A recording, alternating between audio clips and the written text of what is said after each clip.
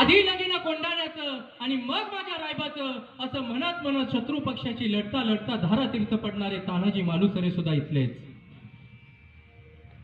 शत्रू पक्षाच्या सुनेची ओटीखाना नारळाने भरवणारे छत्रपती शिवाजी महाराज सुद्धा इथलेच. प्राण गेला तरी भेटकर पण माझा धर्म सोडणार नाही असं म्हणत हसत हसत स्वतःचं बलिदान देणारे धर्मवीर छत्रपती संभाजी महाराज सुद्धा इथलेच.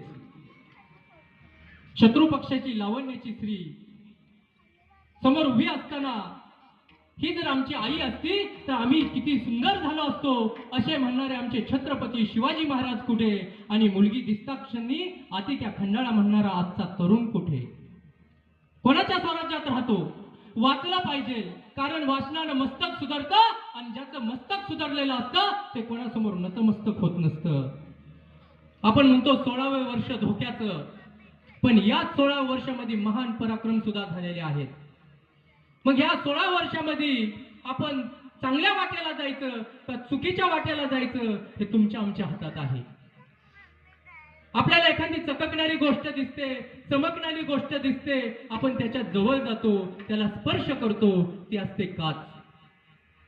ती कुठेतरी लागते त्याची जखम होते जखमेतून मोठी जखम होते ते चिघळते त्याचं गँगलिंग होतं आणि आयुष्य कधी उद्ध्वस्त होतं ते तुम्हाला आम्हाला सुद्धा कळत नाही. आपल्या आईवडिलांना आपल्याला लहानाचं मोठं केलं आपले स्वप्न पूर्ण करण्यासाठी ते जीवाचं रान करतात हाडाचं काढं करतात. त्यांच्या विश्वासाला कधी तडा जाऊन देऊ नका मुलांनो. कारण कोणाच्या बापानं गाड्या उभ्या केल्या तर कोणाच्या बापानं माड्या उभ्या केल्या. अरे पण आपल्या शेतकरी बापानं अख्खं जग उभा केलंय आणि त्या शेतकरी बापांचे पुत्र आहोत आपण हा आपल्याला अभिमान पाहिजे. कारण अवघ्या 16 वर्षामध्ये छत्रपती शिवाजी राजांनी स्वराज्याचं तोरण बांधलं.